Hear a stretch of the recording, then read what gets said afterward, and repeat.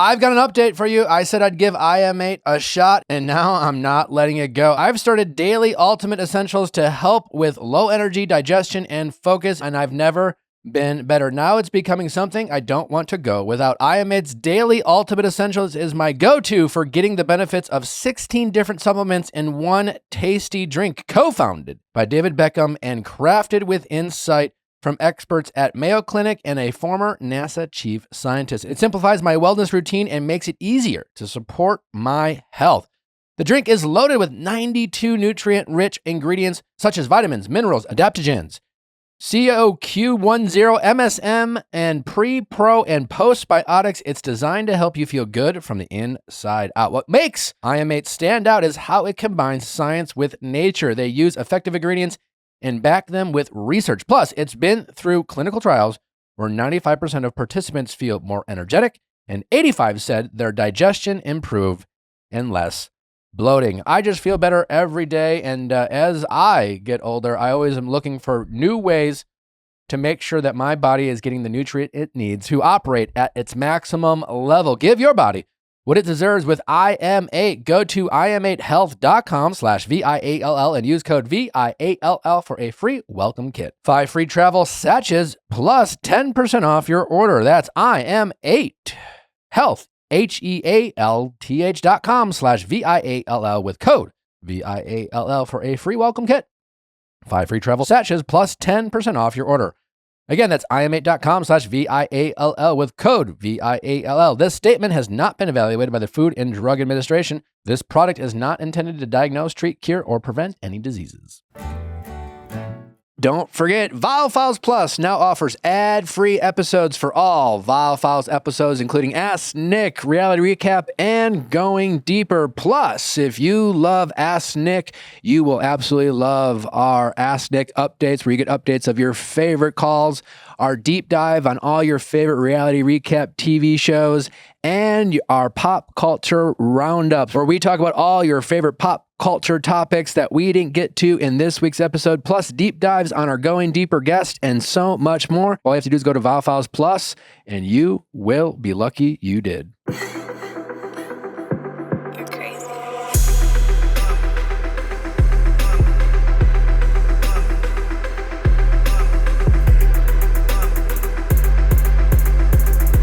How's it going? Good, how are you? Good. How are you? Good. What's your name? My name's Kelsey. I'm 31, and I am not sure if I'm running away or if I'm just not into the guy that I'm dating. Tell me about it. So we started dating about 9 months ago in May of last year. It started pretty like hot and heavy. We were really into each other, lots of chemistry. One thing that kind of caught me off guard, though, is he did say I love you pretty quick. It was like 2 weeks in. So from that point, I think I started being like, okay, well, is it too soon? Should he be saying this fast? I kind of have a history, too, of jumping into relationships quickly. So, but I decided to keep, giving a shot because I really liked him. And the relationship went really well for, I would say, about 3 months. And then in August, over the summer, I started feeling like I was not getting enough time to myself. Like he wanted to be around me all the time, which is great, but like I didn't have enough time to myself. I'm also a single mom. I've got a 5-year-old daughter. And so just juggling all of that was really hard for me to find alone time. Like he was staying out in my apartment almost every day with me. And so I did have a conversation with him about it. And I said, I felt like I wasn't getting enough, me time, and that I wanted like maybe just a couple days a week where it's just me at my apartment and, he would go back to his place. And he didn't like that. It caused some issues in our relationship. He felt like I was pushing him away. Do you remember like how you presented that, where it's just like, yeah, how did you talk about that? Yeah. So, we were just like hanging out at my apartment, and I just said, I also had just started a new job. So I just said, I've been really overwhelmed with this new job. I'm having a hard time balancing, my new job, spending time with you, taking care of. And I feel like I'm just not taking time to take care of myself because I was really stressed out, and I was, kind of taking it out on him a little bit too, because I wasn't getting that time to relieve my stress. And so I explained it in that way to him. And then I also did tell him, because we had started talking about marriage and when we would want to move in together. And I told him that I felt like things were progressing a little bit too fast for me. And how long you been together at that point? At that point, we had only been together like 3 or 4 months. Okay. So, and it sounds like he was always the one, like, you know, pushing things forward in terms of the move-in talk and the marriage talk or the engagement talk or things like that. It felt, at least from your point of view, that it was him doing that. Yeah. And you were more like trying to enjoy what you guys were creating in a way from a relationship, but every time you tried to enjoy it, it felt like he was pushing it forward, kind of thing. Yeah.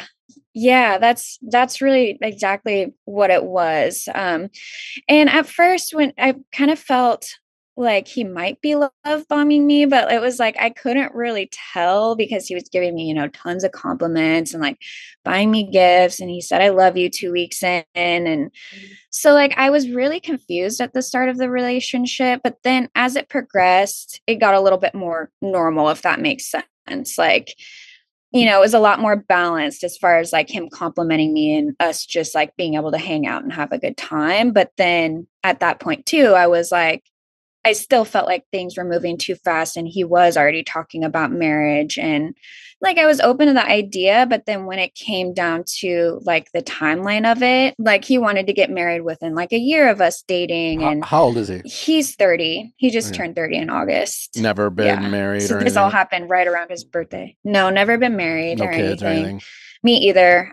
Okay. We've never been married. So yeah. So where are we now? Like, how long have you been together now?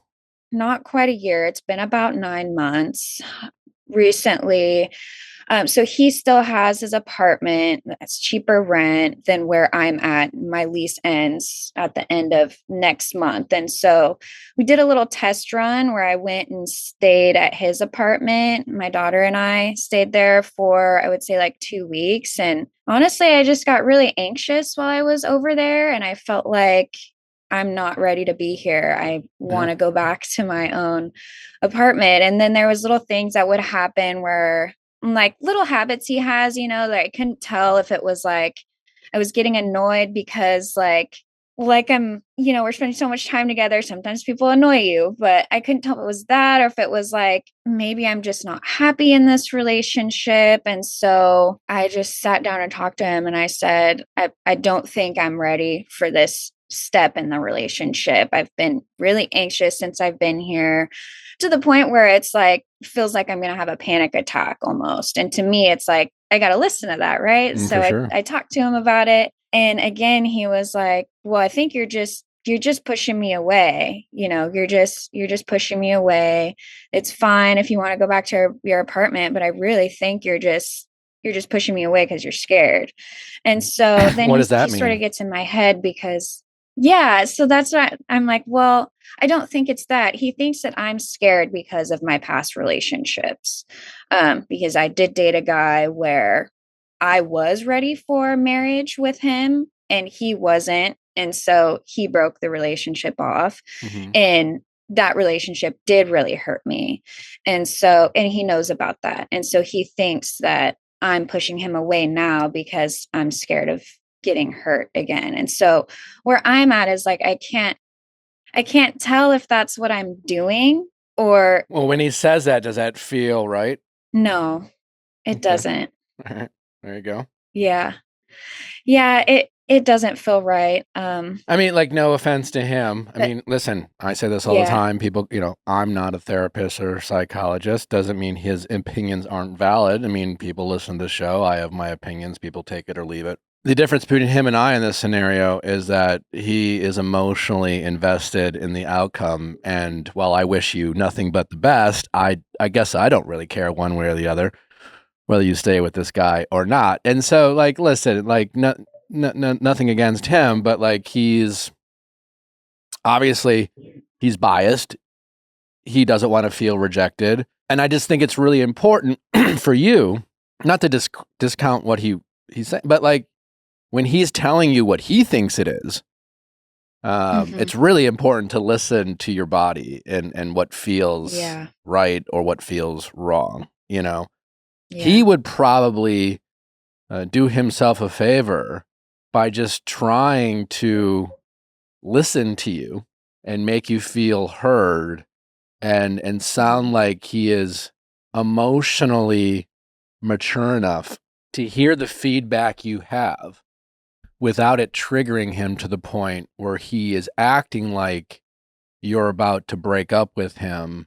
So to the, you know, where he's trying to convince you of like why you're feeling a certain way that has nothing to do with him, you know, because, you know, everything I've heard about from you, it's not like you didn't call up and say, how do I break up with my boyfriend? He gives me the ick. That's not the headline, you know, that's kind of how he's acting when you know, it sounds like anytime you go to him and say, hey, listen, I'm feeling a certain way. And it just, it kind of makes it, I imagine that creates a lot of different feelings, you know, it's just like, well, I just want to talk to you and I want to feel like you hear me.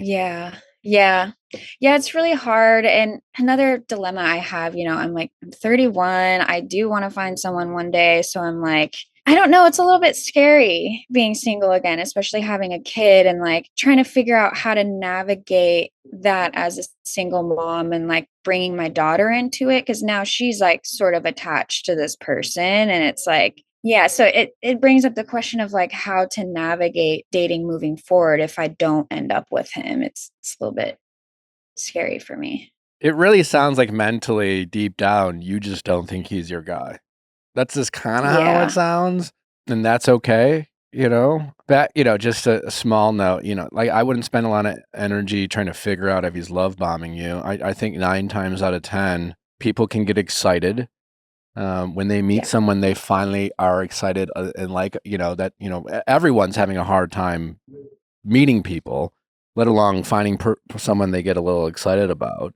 And he got excited about you, which is, you know, and again, love bombing, not that really, it's really about, does it feel manipulative? It's like in the heat of the moment, but I love you. And that's why I did what I did, even though it's just like, what does that have to do with, and you know, and it feels manipulative. Like his love comes with the price, and that is your approval or your submission to whatever it is he's asking for. Like someone who just feels like they're getting carried away and excited and wanting to move. If there only is, I want to move things forward, chances are they're just excited, you know, and if they're not dangling a carrot, you know, then it's probably not love bombing, you know? So I wouldn't spend too much time trying to figure that out, you know? Because like, again, love bombing is like is a form of abuse, you know? And it doesn't sound like you feel like he is emotionally abusing you. He's just a little excited. He's just a little immature potentially, you know, he's, you know, 30 years old. He's kind of entering potentially a new phase of his life. He's trying to adult here. He wants to do the right thing. I imagine for a single man who meets a single mother, there's probably a lot of uncharted territory for him. He probably wants to do the right thing, and he might not know what the right thing is. His problem is like he would probably do well just to like, again, listen a little bit. And, you know, I think all young men or men in general, like I think we could all humble ourselves a little bit into acknowledging what we don't know, asking for help, things like that. You know, he may learn this along the way, but as far as you dating, let's assuming you end this relationship. I mean, listen, dating is hard. And I'm not a single mom or a single parent. So take whatever I say with a grain of salt, you know? But like, I think your kid will be okay. Whatever connection she has to this person, people will come and go out of their lives, you know? That's happened. That would be a learning opportunity for your kid. That being said, dating in the future, you're allowed to be a little bit more guarded, or maybe learn a lesson from this experience where you realize, listen, I might date someone for a year only to realize I might not want to end up with them, you know? And I just Does that mean you have to wait a year to introduce someone to your kid? No, but it might mean that like you are a little less, like him kind of low key moving in with you guys early in the relationship and spending many nights there. That might be something you put a stop to, Yeah. It also could just be an opportunity to test out the emotional maturity of some of these people you date. How do they react to hearing disappointing things? I think everyone's entitled to have an initial like poor reaction. By poor, I don't mean like super reactive, but like, like in a perfect world, you probably wish he would have been like, oh, okay, well, I'm sorry to hear that. Tell me more. Very, very open, empathetic, very kind of just listening.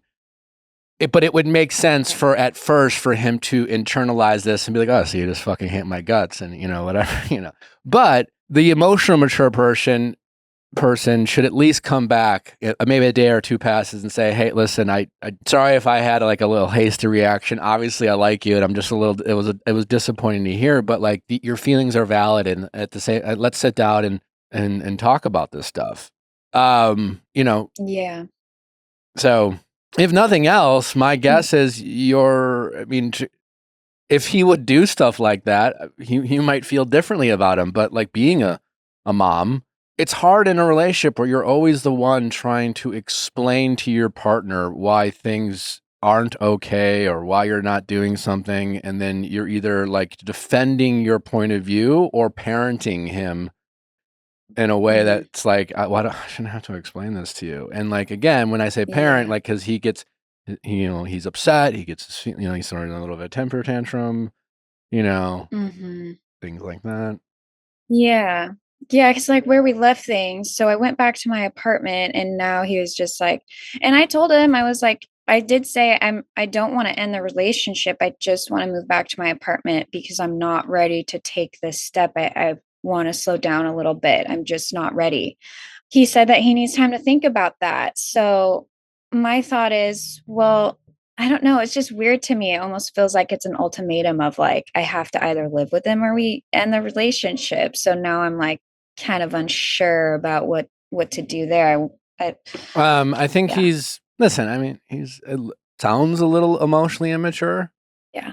Yeah, that's not the right response. The right response, I mean, yeah, I don't know why he said that or what his intentions are. Probably just because he probably didn't know how to answer that. It probably felt wrong. And I guess the way people take control to like, well, I guess I have to think about what I want because he heard disappointing news. Yeah. He also maybe senses that you're not that into him in a way or fears that, and that's a way he's, it's like, you can't fire me, I quit. There could be a little bit of that. None of that really matters. I mean, listen, I think what's really important here is I think you already have the answer. Your body's telling you what the answer is. And I think you're just in your head a little bit, understandably so, about, hey, I've invested a year in this relationship. Hey, my daughter knows this guy. He's not the worst, he's fine. Am I sacrificing good for the pursuit of great? Like maybe I'm being greedy or maybe I'm being too picky, and it's easy to be in your head and all those things. But yeah, I mean, I'm not saying, you're 31, he's 30. It's not like he's too young for you, but it's also not a surprise that a 30-year-old man in 2026 for you feels a little emotionally immature and doesn't feel like he's the type of person who can make you feel like you have someone that you can lean on and count on and talk to. Right now it sounds like anytime you're frustrated, specifically with the relationship, you have to get into this whole, like, it's like you almost assume this parent role.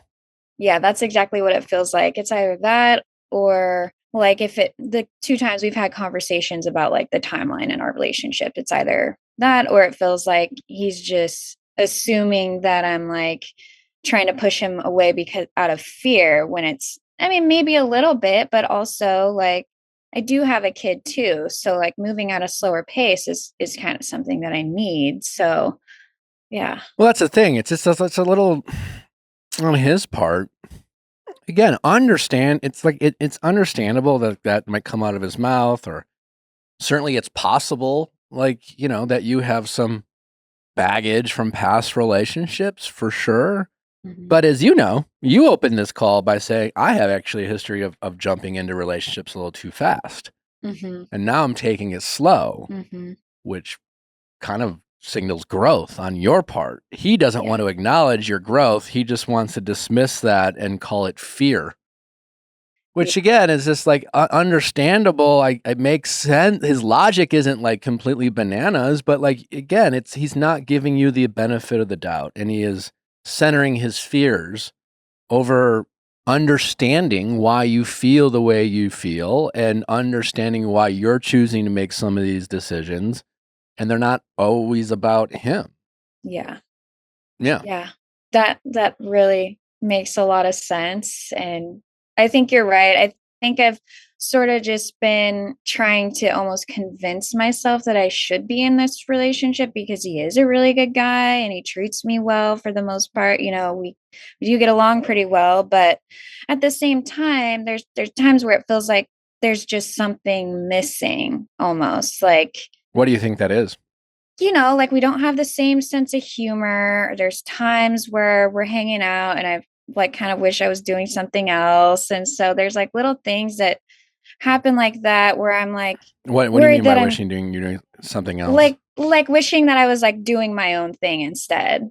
I feel like when you're in a relationship with somebody and you're hanging out with them, like you should, that's like, yeah, you want to be with that person. But there is times where we're hanging out and I'm like, man, I kind of wish I was just like, you know, in my room, like reading my book or, you know, doing You don't a feel yoga like you're class. capable of doing that without triggering him? Yeah, a little bit. Yeah, it does feel a little bit smothering sometimes. Yeah. Listen, I at this point, it seems like you know what you want to do, in the sake of, you know, making sure if you're not 100% sure. Have you ever communicated to what we've talked about with him, just to say, one, with confidence, you could say, you know, I've thought about what you said. Mm-hmm. And I'm not going to sit there and pretend that obviously my past relationship trauma hasn't affected me. But the way it's affected me is, you know, I have jumped in relationships quickly in the past. Mm-hmm. And how I've chosen to like really work on myself is to take things slow, because I don't think that's unhealthy. I think that's a healthier approach, because I do think it takes time for just people to get to know each other. And it is frustrating that anytime I try to talk to you about the pace of our relationship and my discomfort with it, where I see something as growth, you just discount it and dismiss it and call it a fear. And I guess I just wish that when I came to you and talked about some of my concerns, it doesn't seem like you're listening. It seems like you're just trying to figure out how to convince me that I'm wrong. And no one likes that feeling, right? You know, you might be wrong sometimes in a relationship, and as people in a relationship might argue and disagree, and you want to hear, you know, I want to feel like you understand, you know, because like I don't think it's abnormal for me dating anyone for a year with a child who tried living at their house to say, I want to slow down a little bit, and have that be anything other than like something I need to connect with or evaluate. And you always make it about my feelings about you. And then you always tell me I'm scared. And it's very frustrating. Yeah, I haven't actually had that specific conversation with him because I don't think I realized that's what he was doing until you pointed it out, like discounting my feelings and calling it fear. I didn't think about it that way. I just sort of like got it in my head that he was right and that I was just running away, especially like the first time we had the conversation back in August. I was like, oh, I think I am doing that. So let's just forget about all that and I'll keep, you know, let's just keep doing what we're doing. And then it came up again like 4 months later. So that's why I'm like, well, maybe I'm not just pushing him away. And I guess I didn't realize that's kind of what he was doing, discounting my feelings there. Yeah, I don't say that be like, oh my God, this motherfucker discounted your feelings. He's a toxic asshole. You know, it's not, listen, we all make mistakes, and his reaction is normal and understandable.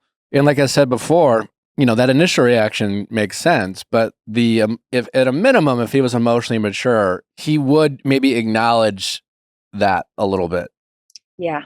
And I do think if you were to, even if you end this relationship, it would be good practice for you to communicate this to him, Okay. in a way Yeah. that's like, because again, I think it's very normal what he's doing, right? And I don't Yeah. think it's abusive or it's just like he doesn't, he is, when it comes to dating, most of the time we're all learning as we go. Every dating situation, he's maybe probably never dated a single mom before, or I don't know. Like every relationship's new, and it's new situations, so we're always kind of learning. Yeah. It would be good for you to communicate it, because like it's hard to sometimes articulate how we're feeling, and then when we feel, especially when we understand it after the fact, you don't want to bring it up again. But I Yeah. think it would be good for you to just talk to him in a way that tries to express how you are feeling about, you wish, because again, like it really comes down to, every time you have a feeling about this relationship, instead of just having someone to talk to and work through it, it's almost turns into a confrontation where you have to feel like you have to come up with arguments as to why you feel the way you do, even if you don't have them. It's like, and if you don't have a concrete answer, then his response is, well, you're just scared. Yeah. A 30-year-old guy's apartment? I mean, if you Yeah. moved into, I was in my early 40s when I met Natalie, and she didn't have a kid, but imagine if she, my apartment was not ready for, like, It's a big step. it's, yeah, and credit to him for wanting to make that step. He sounds like he has these good intentions, but he just has to maybe learn how to be a little bit more, he has to welcome you into having a conversation that doesn't discount your feelings. And I don't think Yeah. he's intentionally doing it, but I think he is not allowed, it sounds like you don't feel very understood or heard anytime you're trying to communicate to him how you feel. And that can be very frustrating in a relationship. Yeah. Yeah. That's exactly what's happening. And yeah, I guess I didn't really realize that before. So, Is this helpful? yes, very helpful. Because again, like I didn't realize like him saying that I'm scared made me feel a little bit dismissed until you were saying that just a few moments ago. And I think having that conversation with him, hopefully it'll help. If it doesn't, then there's my answer on what I need to do in this relationship. Like if we're still not on the same page and if he's not okay with taking a step back, then, Yeah. he's just not my person. And I guess, I have to be okay with that. I think like, you get in your 30s and you're like, okay, like you got to start, settling Totally. down. So You're yeah, only so I 31. think I got to let go of that. I think, yeah, you'll be okay. And listen, at the step back comment, obviously, because that sounds like, oh, we're going backwards, but it's also just like, and when you talk to him, it's maybe so, but I have tried to tell you that I want to slow down. And again, while maybe you didn't mean to do it, but I went from feeling like I was making progress with myself and how I entered into new relationships. And then you told me I was afraid, and I'm not blaming you, but like, I guess you got in my head about that. And instead of like following through what I thought were healthy steps, I kind of ignored that and trusted you. And now I'm realizing it wasn't out of fear. It was just, I just want to take things slow, which I think is a normal thing. And so I don't want to see it as a step backwards. I do want to slow down, and I do want to feel like I have your support without have to constantly worrying about your feelings. Yeah. Yeah. That makes sense. Yeah. Chances are this will be a tough lesson for him, and you will be doing his next girlfriend a service. Yeah, probably. Probably. Yeah. So, and then when you get back out there, I think you're doing all right. More than anything, I would just encourage you to listen to your body, listen to your feelings. You know yourself better than anyone. It's great to get feedback, but don't be so easily convinced that you're wrong about how you feel. Yeah. Okay. Yeah, that makes sense. All right. All right. Okay. Well, take care. Well, thank you so much. I All right. appreciate Keep it. us updated. I will. All right. Okay. Okay. Bye-bye. Bye. What's up, everybody? We have a very exciting announcement for all the Ask Nick audience out there. We have new Instagram and TikTok specifically for Ask Nick. So if you want to avoid all the pop culture and reality TV content that we're putting out there and just focus on all things relationship, dating, interpersonal relationships, and just Ask Nick content, just please give us a follow. It's Ask Nick Viall on Instagram and TikTok. So give us a follow and enjoy. We'll be glad that you did. It's 2026, and if you're still paying rent without Built, it is time for a change. Built is the only loyalty program for renters that rewards you for your biggest monthly expense, rent. With Built, every rent payment earns you points that can be used towards flights, hotels, Lyft rides, Amazon.com purchases, and so much more. And here's something we're really excited about. Now, Built members can earn points on mortgage payments for the first time. That means you get rewarded wherever you live and unlock exclusive benefits from more than 45,000 restaurants, fitness studios, pharmacies, and other neighborhood partners. Personally, if I used Built, I would redeem my points at Amazon. It's simple. Paying rent is better with Built. And now owning a home can be better with Built too. Earn rewards and get something back wherever you live. Join the loyalty program for renters at joinbuilt.com/VIALL. That's JOINBILT.com/VIALL. Make sure to use our URL so they know we sent you.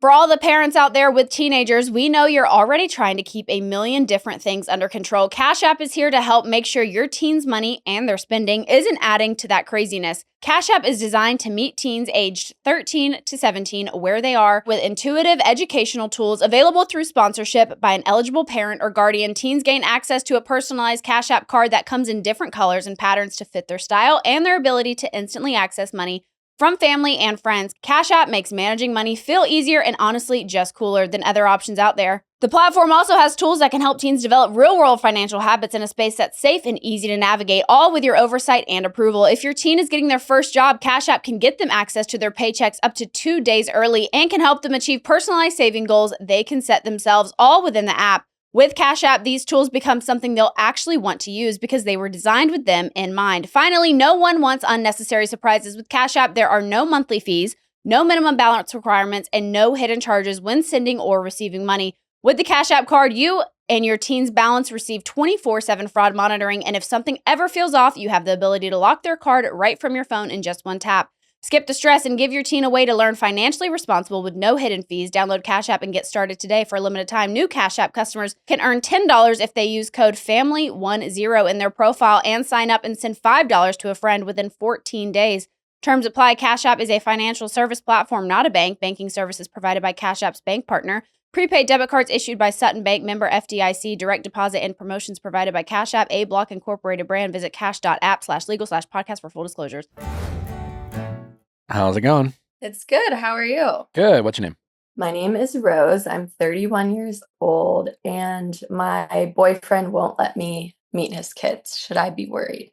Okay, tell me about it. Tell me how long you've been dating. Let's start there. Yeah, so we actually dated previously around 2 years ago. He was going through kind of a gnarly custody battle. His ex-wife was trying to get the kids to move to a different state. So we split up during that time just because we do have quite a bit of an age gap, and that was just a bit much for me to handle. How old is he? He's 52. Okay. I don't know. So then I dated another guy, did my own thing. But he would reach out occasionally and be like, I always think about you, blah, blah, blah. So anyways, when I became single, he kind of reached out and I told him, I was like, I don't know if I want to date someone older again. You already have kids, you have this, you have that. Because I'm definitely in a stage of my life where I would build a life with someone rather than just enter someone's life, if that makes sense. Yeah.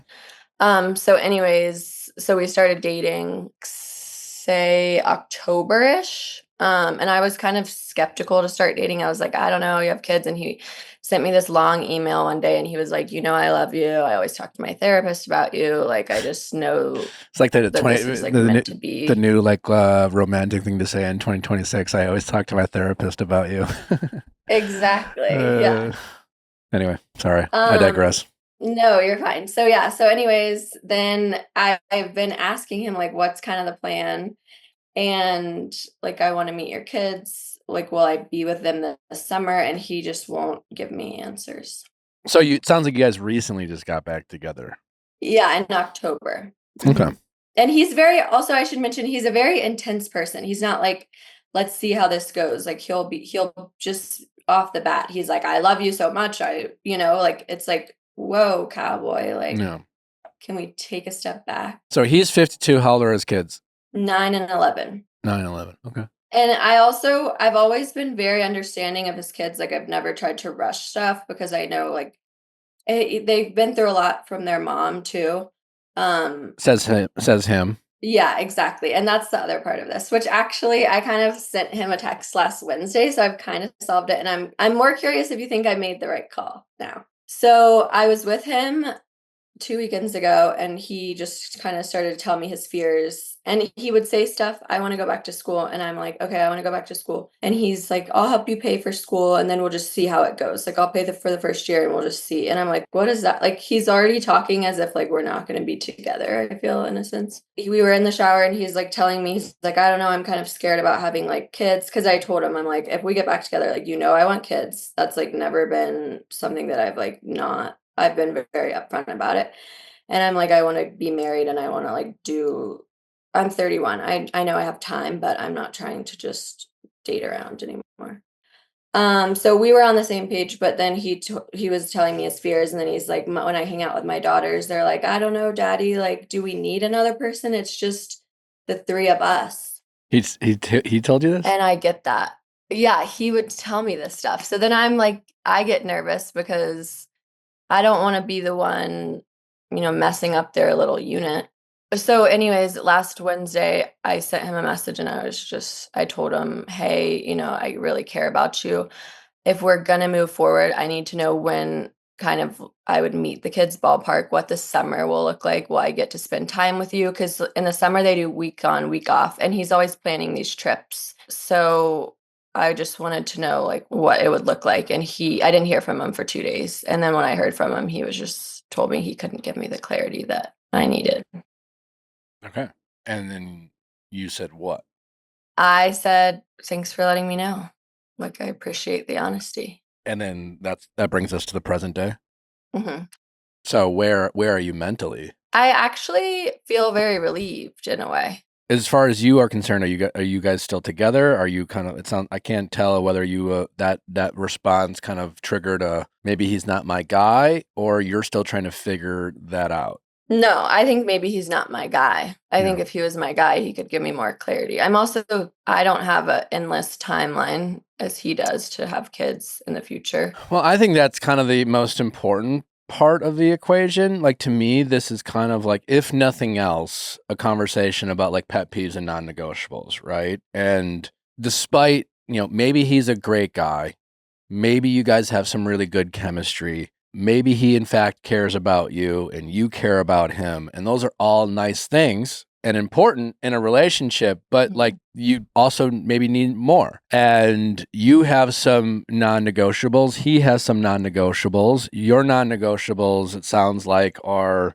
you want to have a family. You're pretty sure you want to have kids. His non-negotiables on some level are his relationship with his kids, right? So to oversimplify without having spoken to him, something about his relationship with his kids and the importance of that, I'm assuming, are non-negotiables, which makes a lot of sense. And that has probably created a lot of confusion on his part of like, what should I do? I don't know. Messy divorce, messy custody battle. I don't know who's right or who's wrong. He said, she said with his wife, but it's been a challenge for him. He's in, 52, kind of middle-aged, but probably still young enough to date someone like you and has some money. It's like the offering to pay for your school is like, it probably just because he can, and it felt like a nice thing. And, maybe there wasn't that much more meaning behind it. And the will see, almost probably just more him like just thinking out loud. Similar to the whole like, communicating to you like what his daughters, are saying, which is a natural thought from his daughters, but like maybe you didn't need to hear that. Him reaching out to you and sending you an email or a text or whatever it was that says, I miss you, or I think about you, I talk with you with my therapist, I'm sure all feels good. It's like, So dramatic. He also was saying things like, I got my sperm tested. Like, he was going to another dimension. Yeah. I mean, and yeah, like it's both maybe flattering and also a little alarming all at the same time. So I feel like I've made the right choice kind of because he did say I kind of was talking to him about school and he does have the money. It's like no sweat off his back. So he said he'll pay for me to go to school even though we're not dating. And I know that he doesn't expect anything from me. So I'm like, well, I feel like it's the best case scenario for a relationship to end. That's nice. I don't know. I mean, like it might nothing's free. It's just I think you should remember that. Yeah. If nothing else, if you meet a nice guy 6 months from now and it's going well, I don't know how it doesn't come up that your ex is paying for your school somehow. And I imagine he could feel a certain way about it, which it might be something he has to get over. I don't know. But it will feel like it'll be something he'll have to process. That's for sure. Totally. If you really want to be done with this guy, and I don't know, it doesn't sound like you want to be, right? But it sounds like you think it's the best thing for you. Having him pay for your school definitely keeps you connected to this person in ways that I think you don't want to maybe fully admit, you know? And I don't know a lot of people who Probably right. are willing to do such a grand gesture regardless and it really has no strings attached. Even if that string attached is him feeling good about himself. Keep in mind too, you've already set a precedent with this guy of getting back together. And it's great that you have been able to like speak up, set expectations, enforce some boundaries. But he has been able to get you back in his life at his convenience. And it was probably convenient for you to take a step back when you did, because it became just more of a headache when it came to his custody battle. And then it made sense for him to reach out to you. He missed you. You responded. You were single. And it was probably fun. Now you are saying, hey, I want X, Y, and Z now. And he's just like, I can't give that to you, but I can give you this. Oh, but no expectations. Again, like I'm sure it's not Machiavellian. It's just like, this is what we do in our subconscious brain and how we convince ourselves of doing certain things and why our intentions are this and not that, et cetera, et cetera. But yeah, listen, it's not the end of the world. I don't want to tell you what to do with your money. And I understand that school is expensive and what a very generous gift. Nothing is free. I think it's just, if nothing else, you should just accept that reality. If you do accept this generous gift, to know that you may not know what the string attached to it is, but there's definitely something. I kind of agree with that. I mean, I think it's definitely more for his ego. Like he just feels good about himself. Yeah, I mean, listen, like, it's, and at the end of the day, if all it is like an unpleasant phone call in the future or a weird conversation with your next boyfriend, maybe it's still worth it.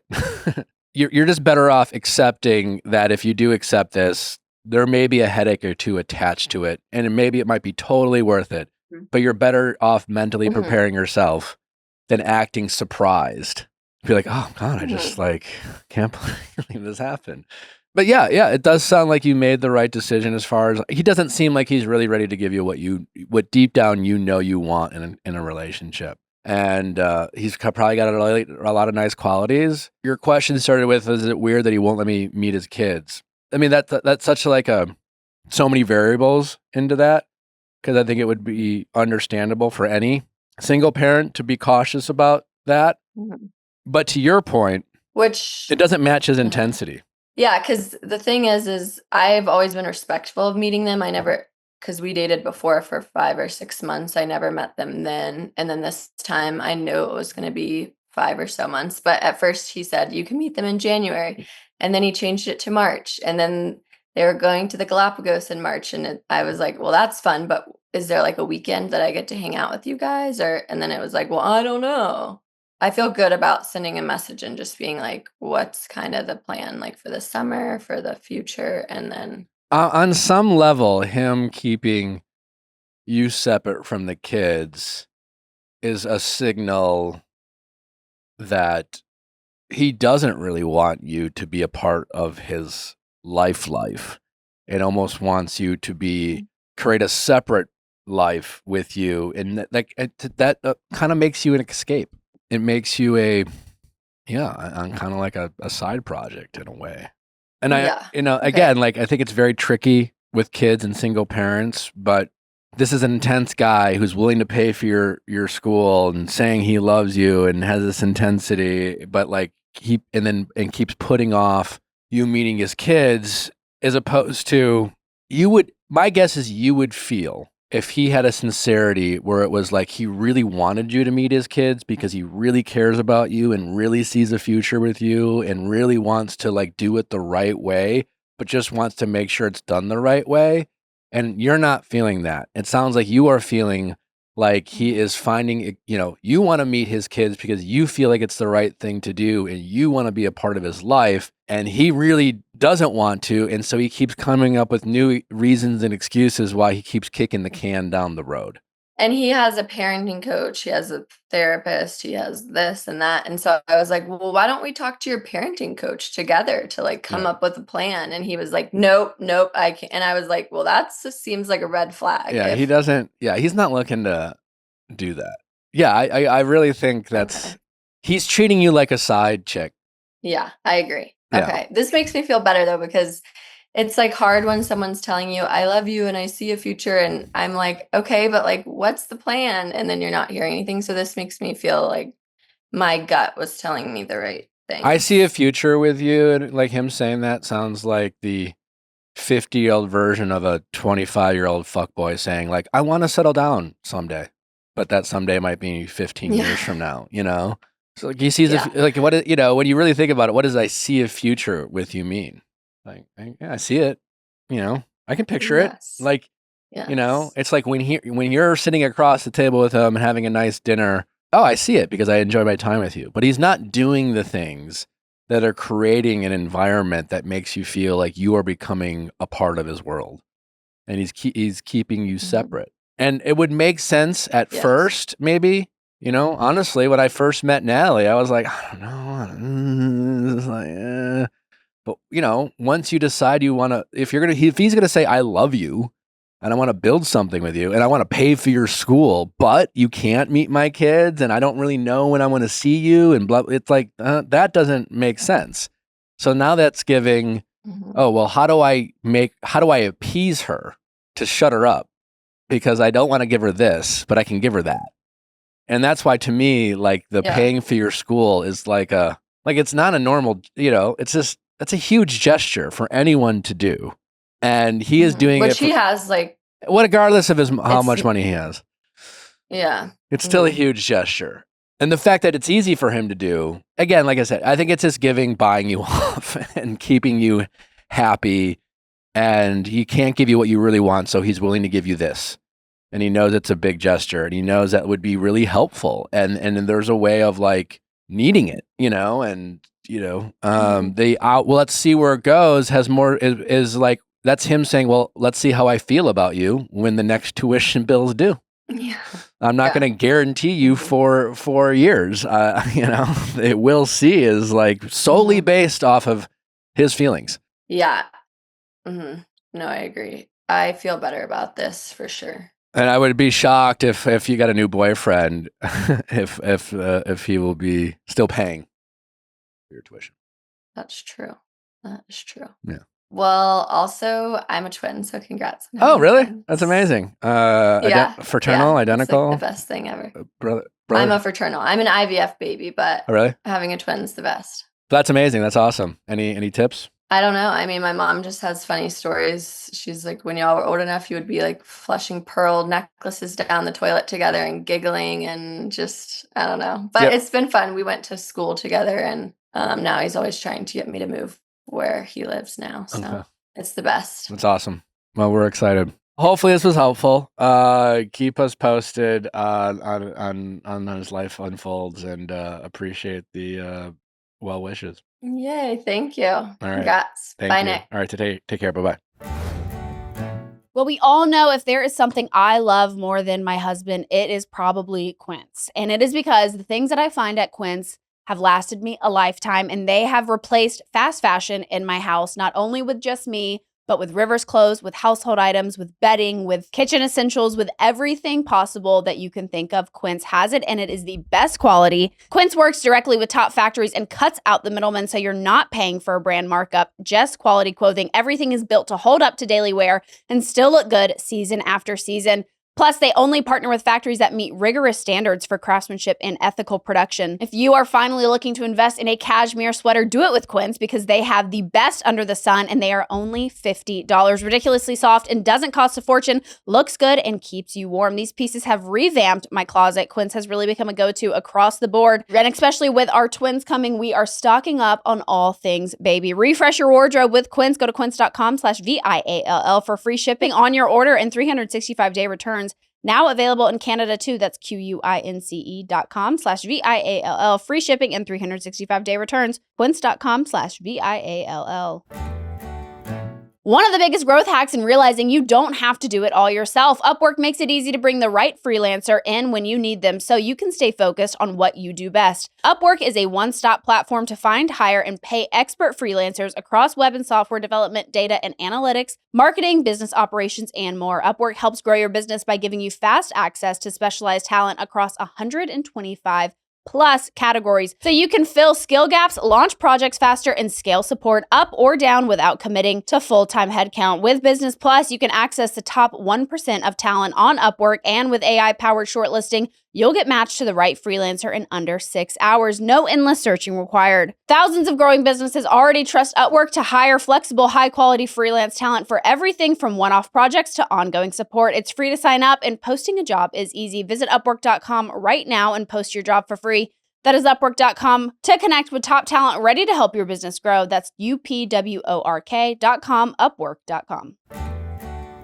Every group has someone who insists on doing things the hard way. That friend is still paying for a subscription they forgot they had. The one refusing to update their phone because it still works. I think all of us on some way has been that person before, especially when it comes to overpaying for wireless. And that's why we made the switch to Mint Mobile. There's really no reason to pay some of the outrageous fees you all are paying for wireless. Certainly not with the type of network that Mint Mobile offers for just $15 a month. Stop paying way too much for wireless just because that's how it's always been. Mint exists purely to fix that. Same coverage, same speed, without the inflated price tag. We all know that times are tough out there, so why waste money on wireless plans that you do not need to overspend on? For a limited time, get 50% off 3, 6, or 12 months plans for unlimited premium wireless. Bring your own phone and number, activate with eSIM in minutes, and start saving immediately. No long-term contracts, no hassle, with a 7-day money-back guarantee and a customer satisfaction rating in the mid-90s. Mint makes it easy to try and see why people don't go back. It really is great. We made the switch. We're saving a ton, and we have not had any disruption and the quality of service we come to expect. Ready to stop paying more than you have to? New customers can make the switch today for a limited time. Get unlimited premium wireless for just $15 a month. Switch now at mintmobile.com/VIALL. That is mintmobile.com/VIALL. Upfront payment of $45 for 3 months, $90 for 6 months, and $180 for 12-month plan required. $15 a month equivalent. Taxes and fee extra. Initial plan term only. Over 50 gigabytes may slow when network is busy. Capable devices required. Available speed and coverages vary. Additional terms apply. See mintmobile.com. This episode is sponsored by BetterHelp. Listen, we know what it's like when it feels like everyone around us has everything figured out. But you know what they say? Comparison is a thief of joy. And the reality is no one has it figured out. Maybe they are just protecting their mental health a little bit better than you. If you've ever thought about jumping into therapy or maybe thought about getting back into it, take a look at BetterHelp. They are helping people alleviate some of the obstacles that they feel like they incur when looking into therapy. Sometimes it feels very difficult to find a therapist that's right for you. And sometimes people just don't feel like they have the time. Well, BetterHelp helps alleviate all those pain points. It's more affordable than inpatient therapy. They're working with over 30,000 therapists to help ensure that you can find a therapist that's perfect for you. And you can switch therapists for free every single time until you land on someone that you really connect with.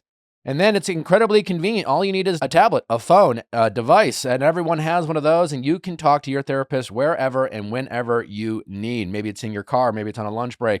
Maybe it's right when you wake up. Doesn't really matter. BetterHelp is here to help you control what you can control and help protect your mental health. Sign up and get 10% off at betterhelp.com/VIALL. That is BetterHelp, HELP.com/VIALL.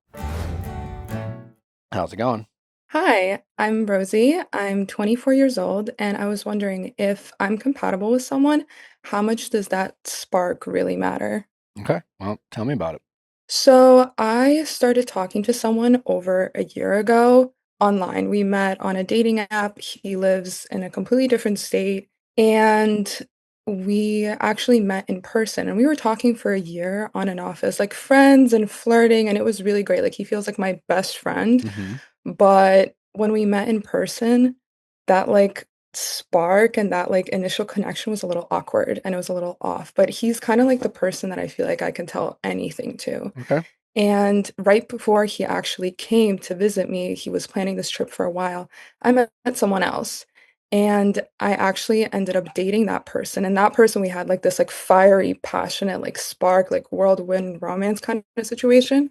But it like crashed and burned like within a year, like really badly. And I just got out of that relationship and I'm kind of healing. And the person that feels like my best friend that I didn't necessarily have that spark with is now moving to my state and Okay. wants to give it like a shot. Okay. And I kind of don't know what to do. So you never really dated Mr. Best Friend? No. Okay. No. And then after you met for the first time, how did that end, so to speak?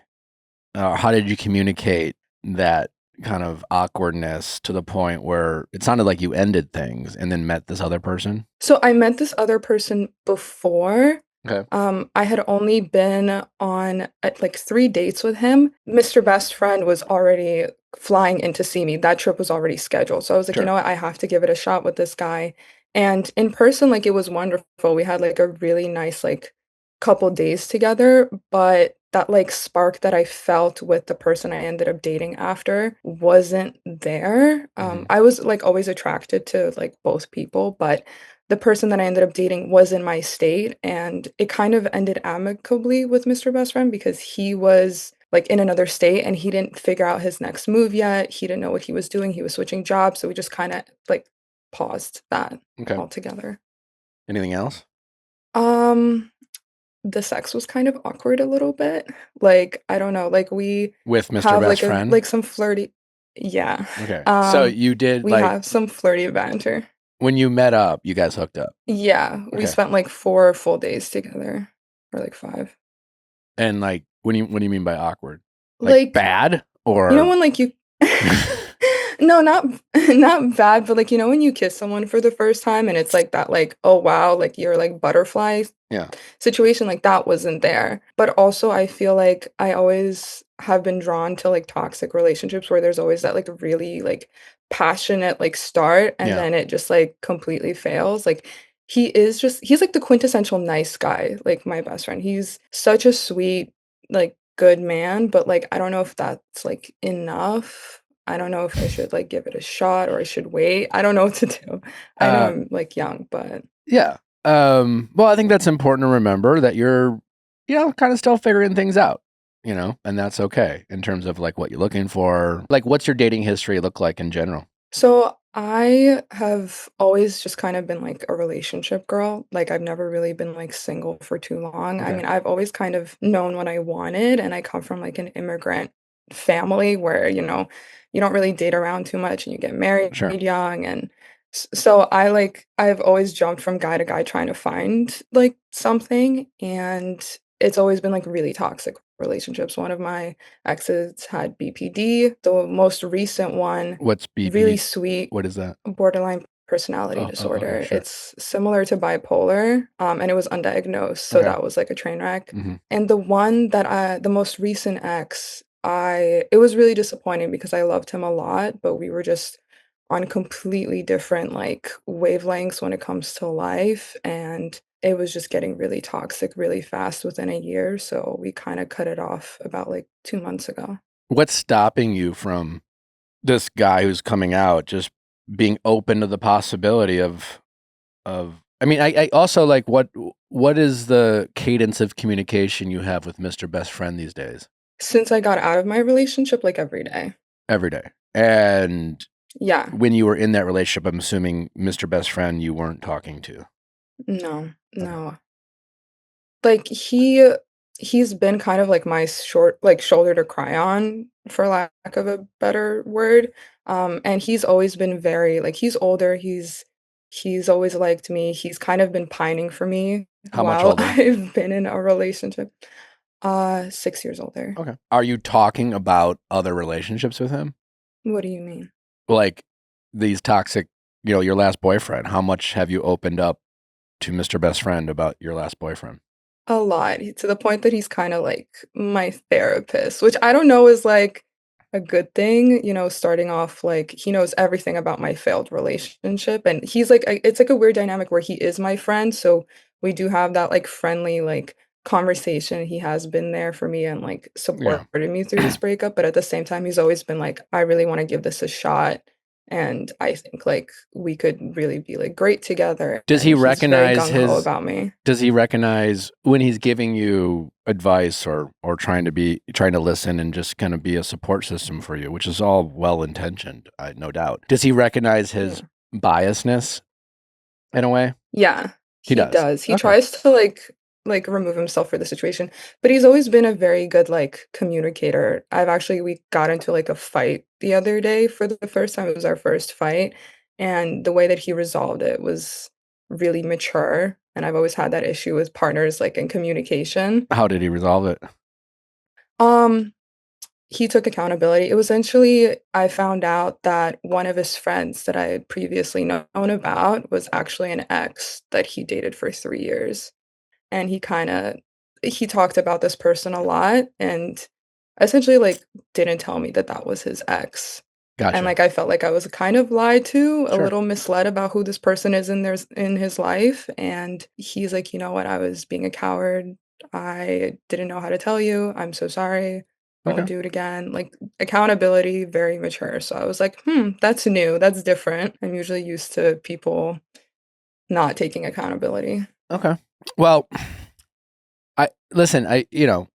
I don't think as far as like what do you have to lose is the short answer to seeing where this. My sanity. Okay, fair. Why your sanity? Because I feel like he's, like, the only good like, genuinely good person, like, if I had to pick, like, the best person I know, it would be him, and I'm, like, so scared that if I start this with him, it's either gonna end or it's gonna go great, and if it ends, like, I feel like I don't know if I can take any more of, like, disappointment, like, and I know I'm only 24, but I feel like I've been disappointed so much, like, I'm about to be, like, a bitter cat lady at the age of 25. Well, give yourself some grace. I think the hardest part, it's like saying at your age or whatever. I guess it doesn't matter at any age, but I think your feelings are normal. And after, disappointment, yeah, like you don't want to be disappointed again. The bad news, I guess, for you is like you're just going to have to get used to this in a way. And I think you're more resilient. You're more resilient than I think you're giving yourself credit for. All right. And what you described, is this part of the process of like finding your person, and like when you say when I hear you saying this, it's like I almost want to be like, well, duh, like yes, of course, it's either going to go really well or it's going to end and you're going to be really sad, but if you're not willing to risk your feelings, risk your heart, then you probably will never find what you're looking for, and that's kind of the catch-22 of dating and being vulnerable, I've also talked about this with my therapist, Okay. and she kinda said that I get bored. He's too nice, that, like, he just kinda gives me whatever I want, and I'm really used to that, like, toxicity, and he's just, like just a sweetheart. Like, it's not too difficult with him, it's too easy, and that, like, I guess I crave that, like, fire, I don't know, that, like, passion, that push and pull. I mean, at least I know that, I'm, like, self-aware of that fact at least, but I don't know. Well, He's also not usually my type. what do you mean by that?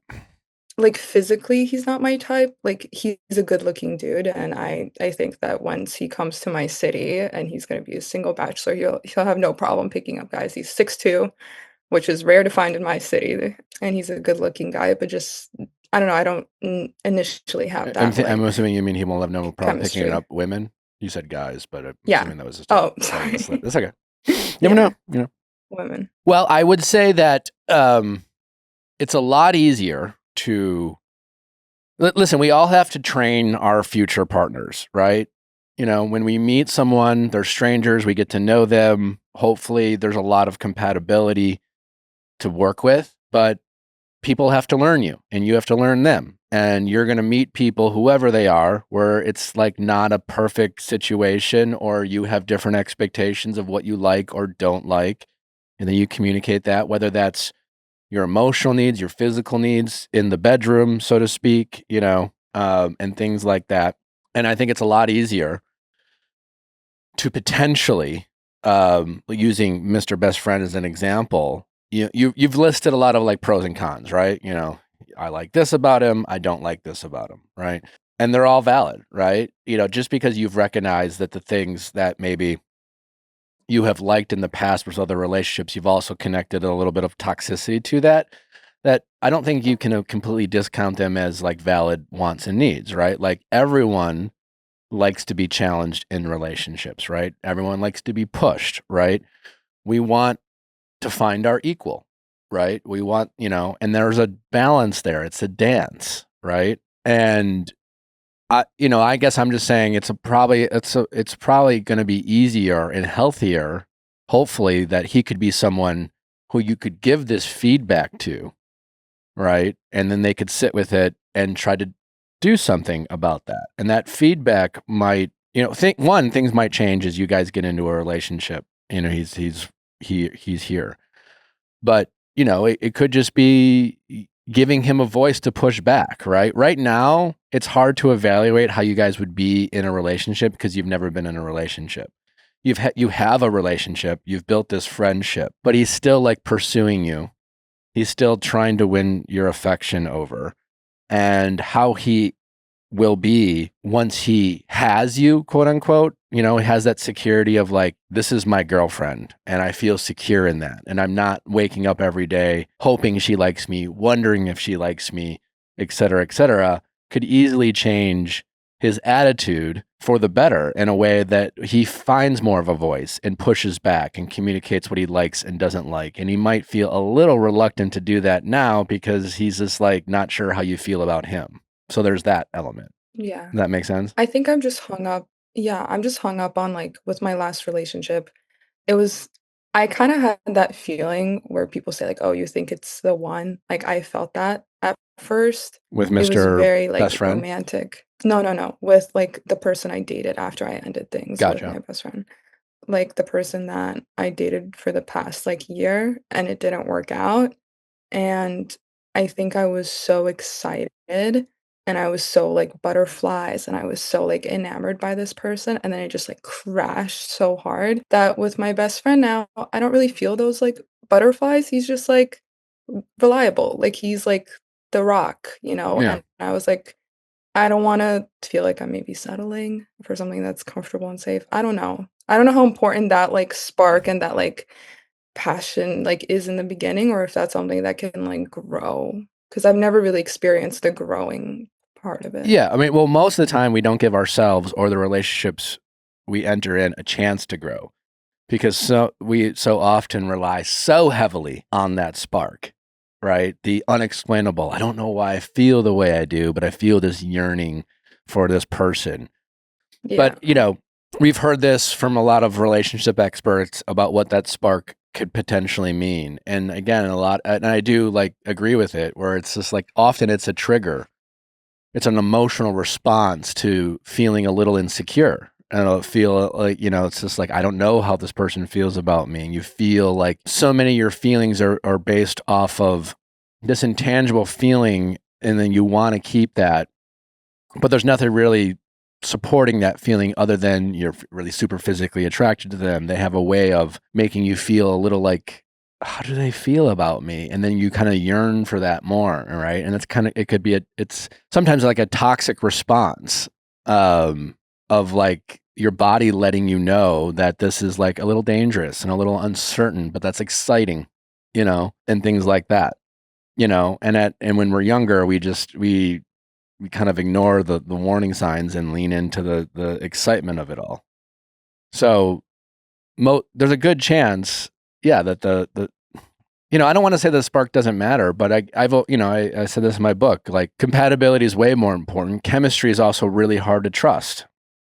Chemistry is often manufactured. You might have chemistry with someone because you mentioned you have immigrant parents. I don't know what, but like maybe you met someone who has a similar background and you feel very connected to that, right? They go to the same church, you have similar friends, you know, something like that, where it just feels like right, you know, but there's nearly nothing Yeah. behind it, so to speak. Am I making any sense? Yeah, And no, so, go ahead. definitely. I think it's literally the opposite problem with the best friend, that I have this compatibility and I'm not sure about the chemistry part. Yeah. Especially like when we kiss, like I never done this with like an older man having to be like, oh, like kiss differently, or I don't like I had to like kind of coach him a little bit. It would just like it was a situation where almost like our lips did not like align. I don't even know how to explain it, but it wasn't that immediate, like I'm enamored with this situation. It's fun to meet someone long distance because there's a lot of unique benefits to that, right? It takes away some of the pressure that comes with like physically meeting someone on a first date and that awkwardness, right? And that you can slow things down and you're forced to talk about more emotional things rather than sexual things at first. And it makes a lot of sense. You can build this bond and friendship. The handful of women throughout my dating life that I met in similar ways that you had, where there was we would talk often on the phone and we'd get to know each other, and then later down the line we met up in person. There has never been a time where that happened for me where there wasn't a little awkwardness or weirdness with that, and I think that also comes from, on one side, you have this deep connection with someone. You know them. You talk to them all the time. There's a familiarity. And with that familiarity comes great expectations. No doubt that when you guys met up in person for the first time, there were huge expectations that you both had, right? What is this going to be like? Is it going to Yeah. match how I felt when I talked about them and things like that? But yet on the flip side, you still have never met them in person, you know? And it's just like, there's so much built up pressure and expectation. It's almost impossible for it not to be awkward, right? You know? And I think that's pretty common. So I'm not surprised to hear that, like, when you first met, it was a little weird and a little awkward and you're both nervous and it's like, should I feel this way? Should I not feel this way? Am I doing it right? Am I not doing it right? I think that's pretty common. Okay, because I've never had that situation before. I've never met someone long distance, so I feel like I know them so well, but, like, also don't know them Yeah. at all in real life. So there's a weirdness So, it behind was a that. weird situation, Yeah. And I yeah. think that's pretty common. Again, because and for you guys, right? Like when I met my wife, we talked for 2 weeks and then met in person. So there wasn't like a huge rapport there that we had. But like other women in my past were, you know, we met up, you know, after we really got to know each other. There can be a weirdness there, you know? So Okay, that's good, that makes me feel better. now that doesn't mean that you're meant to be together. It's just more, I don't think awkwardness at first is a necessarily a bad thing, or it means, oh, we don't have chemistry. I do feel confident and think that chemistry can be built, and the chemistry that really matters often needs to be built, you know, because the chemistry we feel initially has really nothing to do with who they are as a person, you know, and how they're going to provide or support you in a relationship and things like that. And that's why often when we meet someone that we feel this intense chemistry with, and then we jump into a relationship solely based off this chemistry, it feels Yeah. almost like we're lied to because our experience doesn't match this intense chemistry we feel. And by experience, I mean, you know, you start fighting quickly. There's a lot of toxicity, things like that, and you know, you're just like, well, why don't I feel good about this when I'm excited about this person, or I'm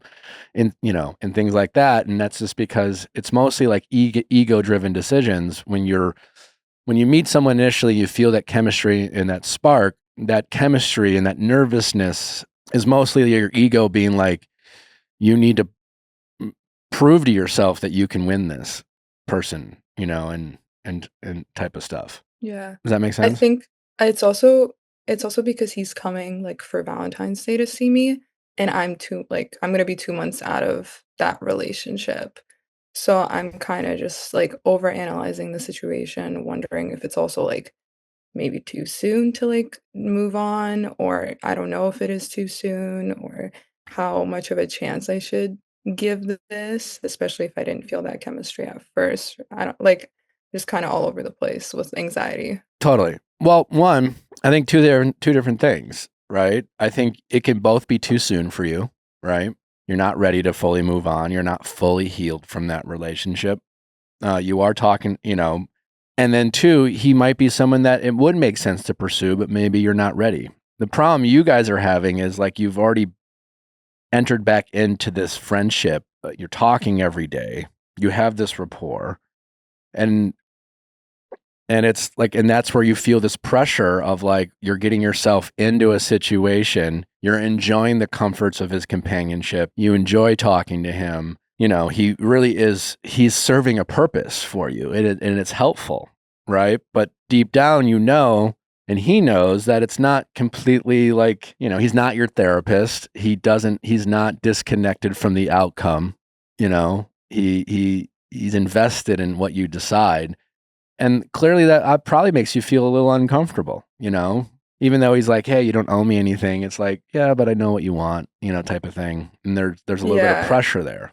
In general, like people you date, I would people you're considering dating or people you date, just be careful how much you're opening up about past relationships. It's one thing to like let your new partner know about your relationship history or things you've experienced and let them in, but they might not be the person who you really count on to like help you process all those feelings, if that makes sense. Yeah, he was though. Like that ship has already sailed. Like he was the person that helped me process how my previous relationship ended, mainly because I felt like it was nice coming from like a guy's perspective and having like a really emotionally like mature person kind of validate like, hey, I'm not asking for too much from my ex. Like this was like I had like every right to be upset about what happened because there's one thing talking to your girlfriends about it and there's another talking to a man that understands you and like he Totally. tried to remove himself the best like that No, he I could, get but I it. could Like tell it's he was not a obviously a perfect little biased. situation, but like Yeah.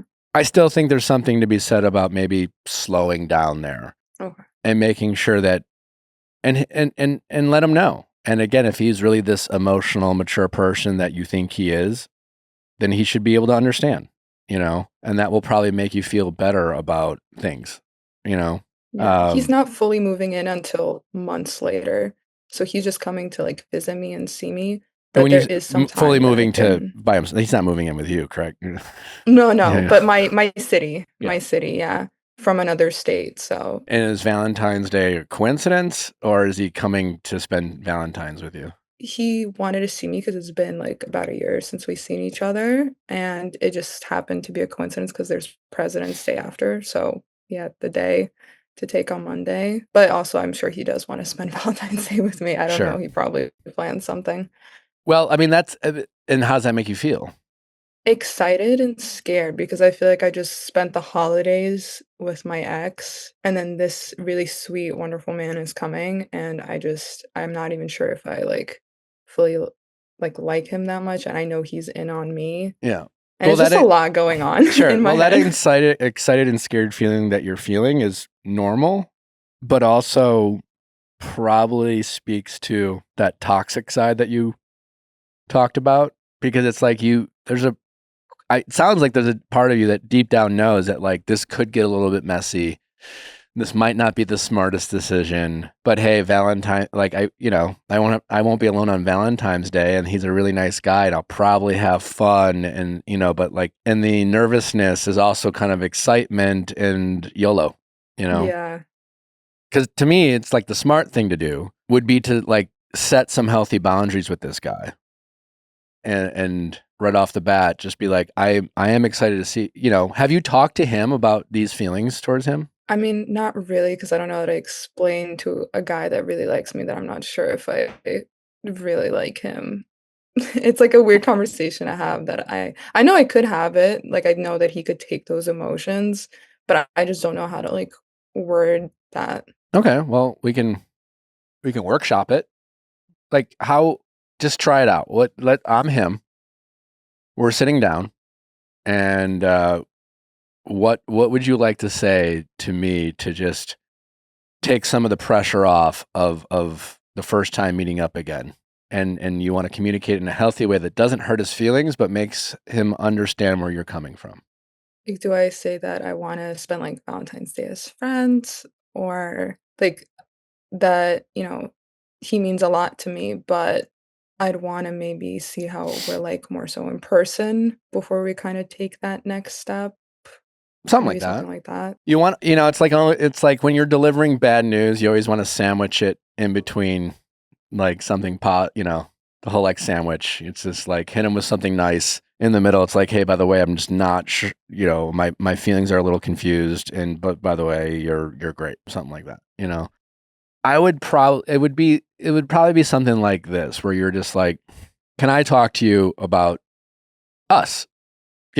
And then you start by saying everything you value, this is what I think about you. And my friendship with you matters a lot to me, and you've really been there for me. And I see a lot of great qualities in you. And it's new for me, to be honest with you. You know a little bit about my dating history. Obviously, I've been in some toxic relationships. And what I value about our relationship is I don't have a lot of those toxic feelings with you.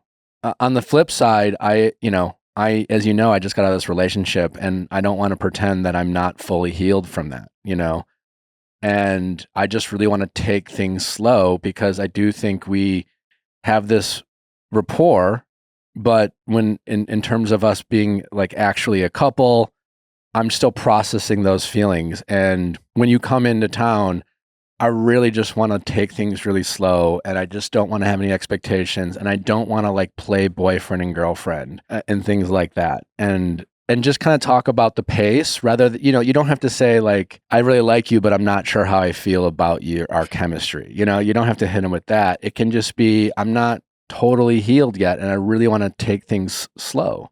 And if I do explore this with you, I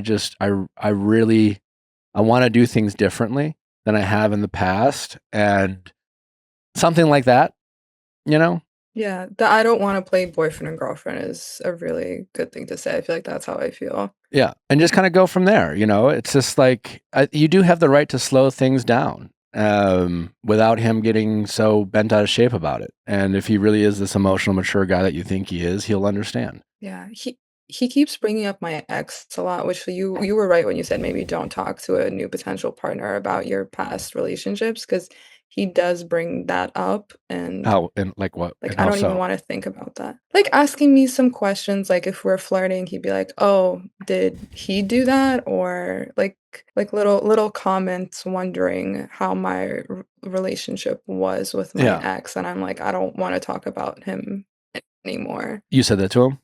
Yeah, like I don't want to talk about my ex And anymore. what's his response to that? He said fair, and then he kind of just like keeps bringing it up. I think he's just curious because he's heard so much about him, and the relationship just ended. And I don't think this is good. If you and I were to ever be a thing, you shouldn't be like asking Yeah. details about the good things of my last relationship.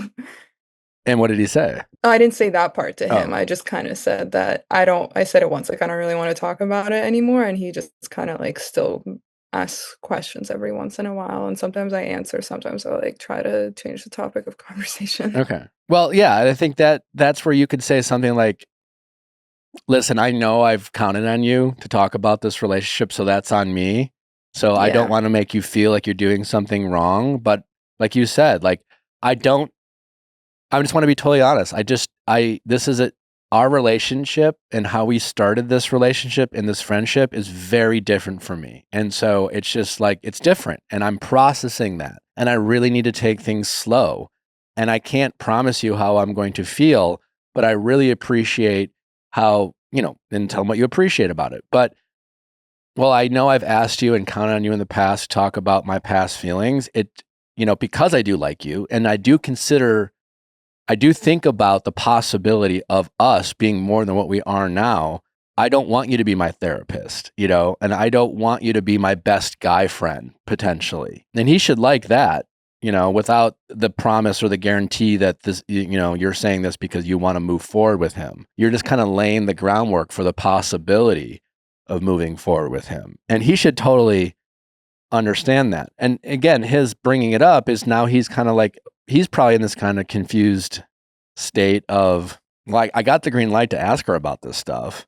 And now he's a little confused and maybe he's trying to not do what your ex did, and he's kind of like maybe in the weeds of, he's not really sure what to do. So I think you guys just need, you probably need to speak up a little bit more about how you're feeling with the confidence of knowing that there's no wrong way for you to feel. These are all natural feelings, but you're not totally confident communicating it with him because, you kind of like him, but you're not sure. He likes you. He's also played this role of friend and therapist that has been beneficial at times, but then sometimes feels a little weird because of, how the relationship's going. And I think you guys just need to talk about that and put it out there and see how he responds. Yeah, I feel like definitely. I'd be curious to see him. I thought maybe when he comes here that he should be maybe single for a little bit because I wanted to see like would I be jealous if I see him flirting with another girl at a bar or something? Like would I like I don't know, maybe I just like really want that like passion. I don't know that I'm trying to like manufacture it, but he's just like very like I don't want to be single. Like if you're open to it, like I want to date you. Like he's very in on me, so much so that it kind of like scares me a little bit. Okay. Have you told him that? Oh, I said it's a little overwhelming. Okay. And then what was his Like response? he makes like these jokes sometimes that can be a little too much where I was like I saw this post that's like ask your partner what nickname they've always wanted to call you and I asked him that and he goes wife. And I'm like, Well, you "Oh, kind of set okay." yourself up there.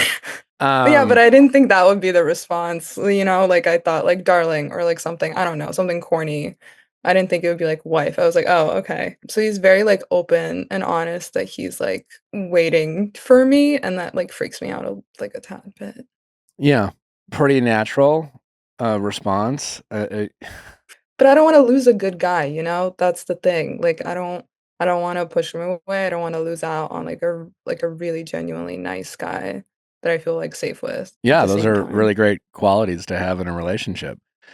I think you just need to try to take the pressure off yourself and this relationship. And I think the only way to do that is just try to communicate with him. And again, what you have with this guy is, for the most part, like these open lines of healthy communication. But when Yeah. when it really requires honesty from you about how you feel, you're not taking advantage of that open line of communication with him, if that makes sense. Yeah. You Yeah, know, that makes and sense. just try it out. Try to, see how he feels. Okay. Yeah, Um, that's a good idea. I think, like this, if you do, assuming you hang out with him, it would probably be best to keep things slow on the physical side. Okay. I mean, do what you want, obviously, but like just try not to add unnecessary pressure. I think, you know, it would make sense for you to be like, okay, the first time we hooked up, it was a little awkward. Let's see how the second time we hook up is. But there's a good chance you're Yeah. still going to have that awkwardness because of that pressure. It's just like, oh, well, this time it needs to be really good. And then like, oh my God, that's going to be tough, Yeah, that's kinda how I feel. I'm thinking, like, I really hope it's, like, goes off without a hitch this time, like, kind of situation. but it might be, it will be a real challenge for it not to be awkward. Because I think Okay. there's so much pressure built up by both of you to make this time work, as opposed to like, I don't know, just some random spur of the moment feeling where it just feels organic. Yeah. So Okay, yeah. I would maybe like slow that down. And listen, if it feels like you're better off going into that situation, I'm going to take it really slow. We're not going to get physical. Maybe there's a handhold there. I don't know. And listen, if the moment strikes and it feels like a real like passionate moment, YOLO, go for it, right?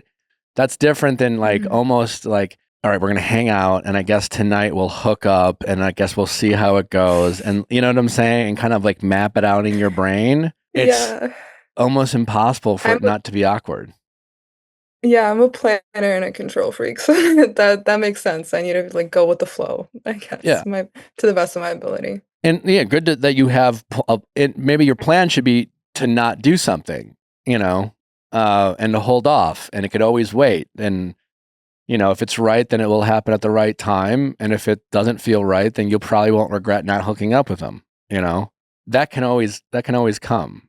But you've had great sex with bad partners before, right? So the quality Yeah. of sex up front doesn't really predict a healthy relationship, you know? And it's a bit misleading because obviously we want great sex with our partner, you know, it's like that feels like a minimum. But I think sometimes we put the cart before the horse, and then we'll feel this like insane chemistry. We have great with sex with someone, and so much of our desire to make a relationship work is based off this intense chemistry and great sex. But like, you know, you don't know how to communicate. You don't know how to solve problems. You don't feel like it's a safe space to open up.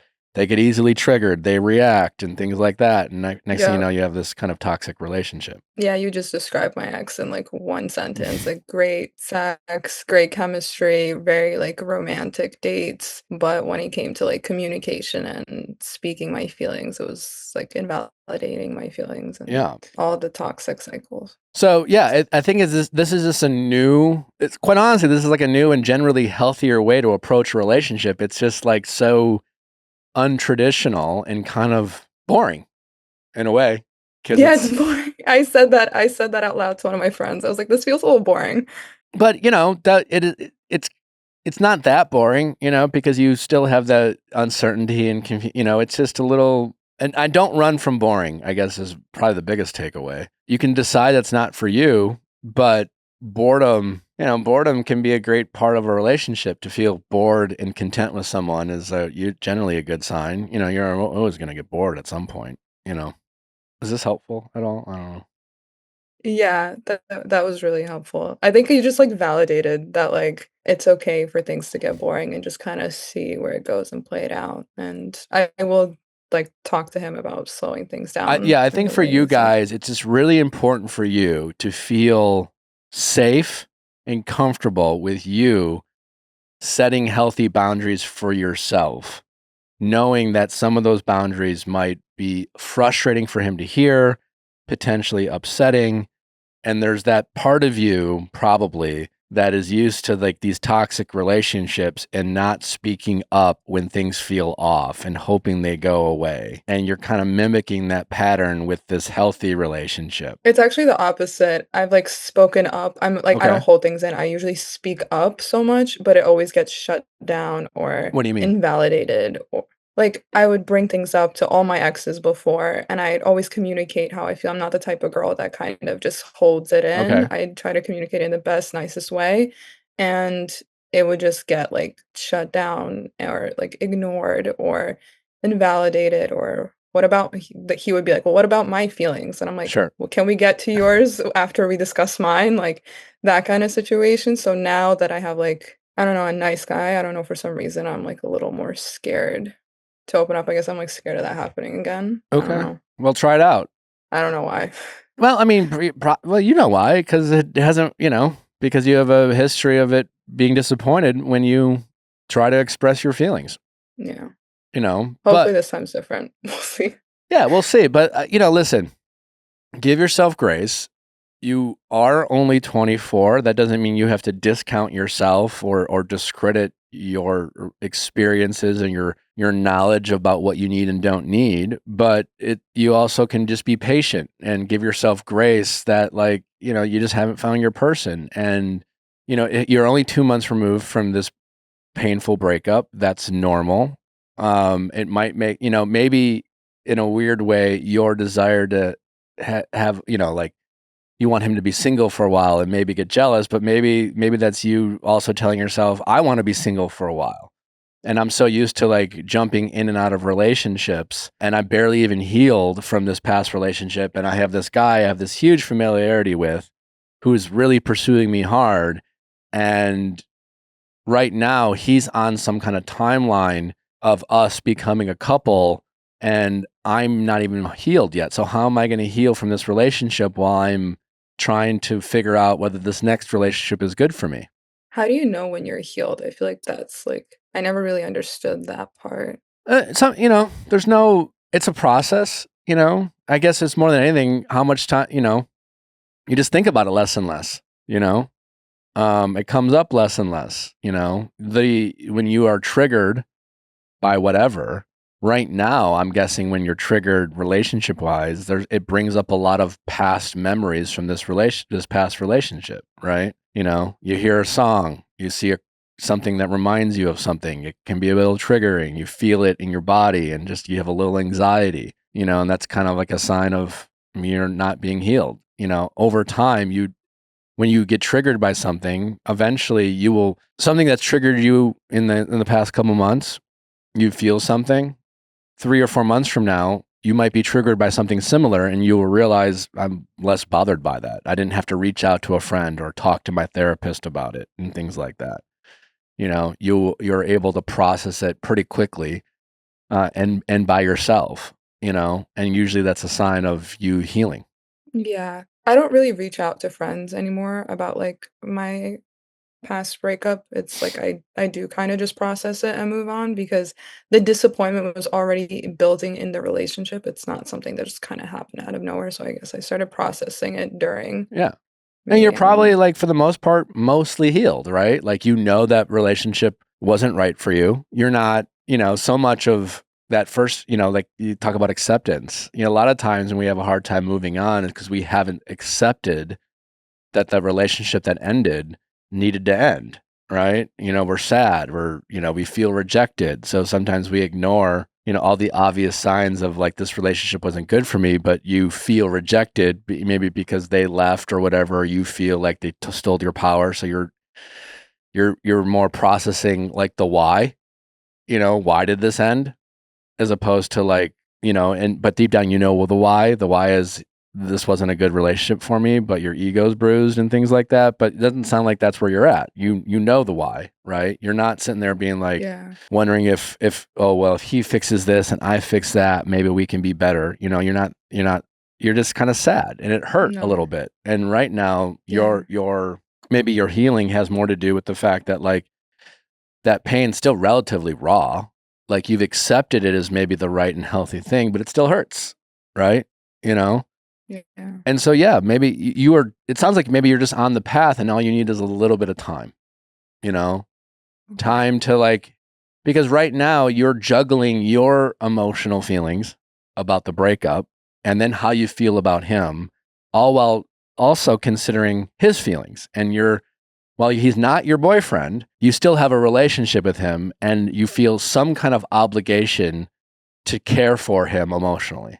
Yeah. And that's a relationship of some kind. And Yeah, then it's a lot. and that's pressure, right? You know, and you're not quite ready to be juggling your feelings of sadness while also juggling his feelings and making sure he's okay while he makes sure you're okay. You're just not ready for that yet.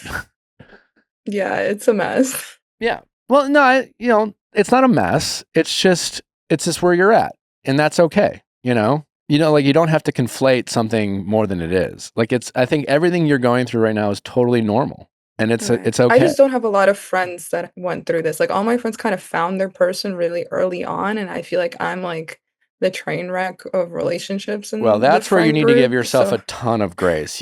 That's where you have to. I am only 24, and congratulations to my friends who found their person. And while I don't wish any negativity on your friends and their relationship, you don't know how those relationships are going to play out, right?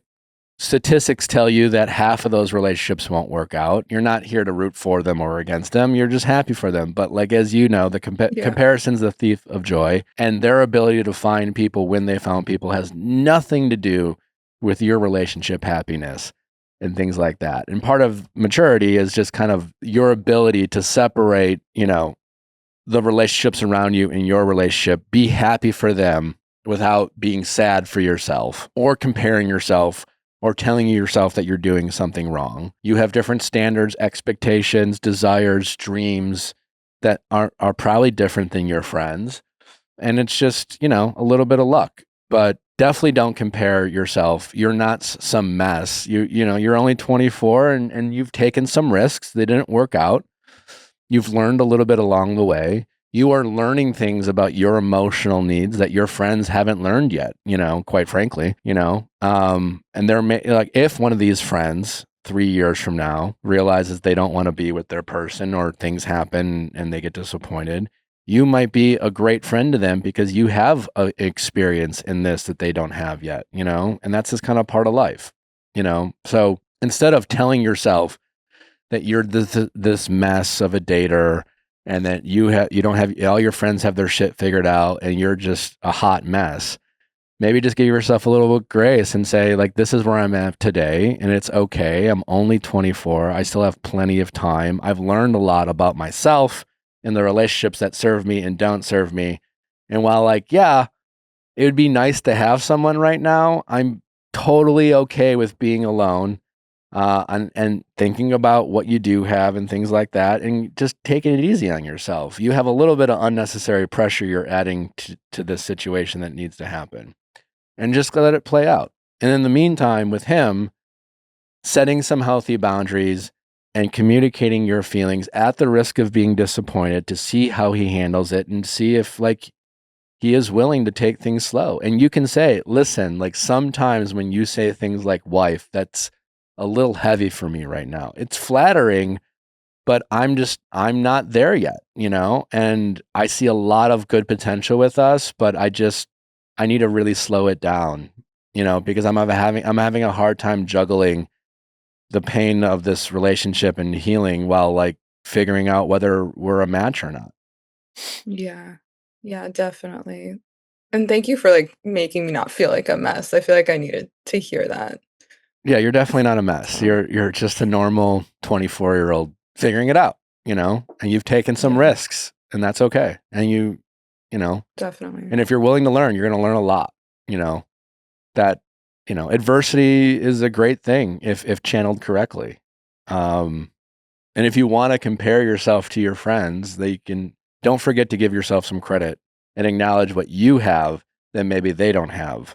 Not to compare and compete, but just to, you Yeah, guys are on different paths and that's okay. yeah, Um, definitely.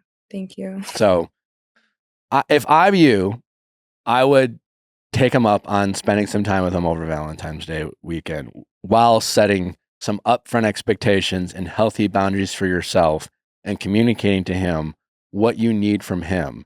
And it sounds like the thing you need most from him is no pressure, Yeah, you know? yeah, Um, definitely. a long time ago, one of the relationships I spoke to you about, you know, I met this girl. We had this phone relationship. Eventually, after several months, I went out and visited her. And leading up to that, the visit, there was some sexual chemistry and us kind of talking about what would Yeah, happen when we met and things like that.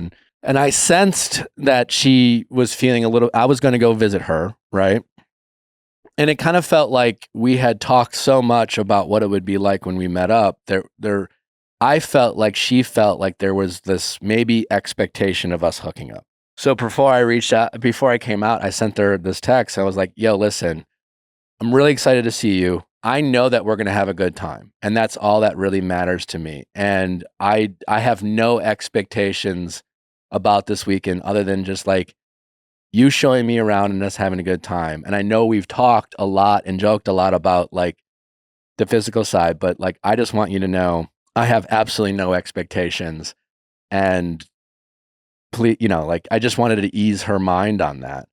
And she replied back like with a lot of appreciation for that. And then I flew out yeah. there and we hooked up within the first 5 minutes. But a lot of That's it, exactly what happened. but like part of it is just Yeah, taking the pressure off, right? And even then it was still a little awkward. So just, because it was like, again, you still yeah, have that pressure, but you just needed to communicate to him what you need from him. And what you need is so valid, and you should never feel like it's not okay because disappointing him is inevitable. What really matters is how he handles that disappointment. And what yeah. you The haven't first time yeah, around, go ahead.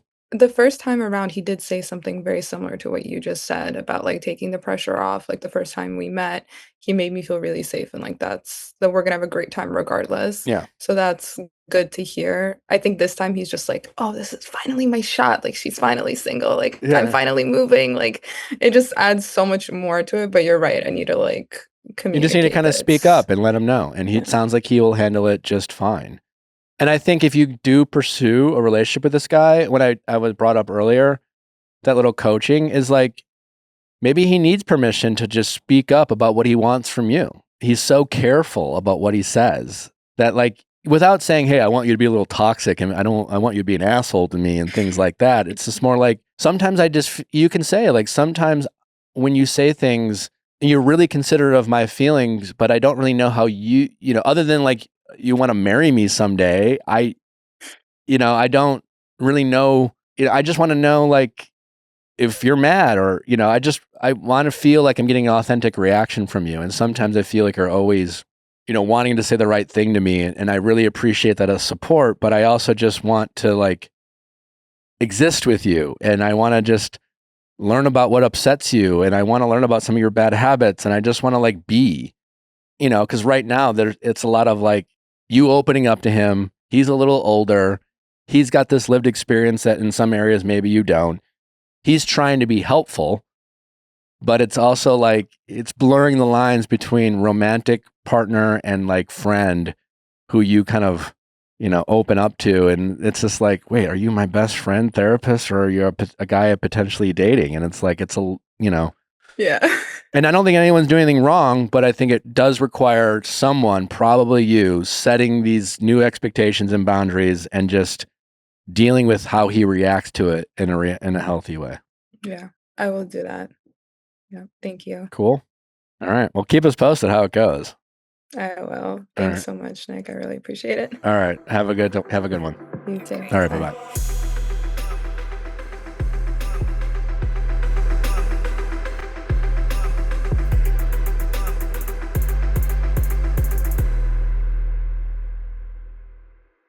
Hey guys, if you loved what you listened to, make sure you hit that subscribe button below. Thanks for listening. We'll see you next time.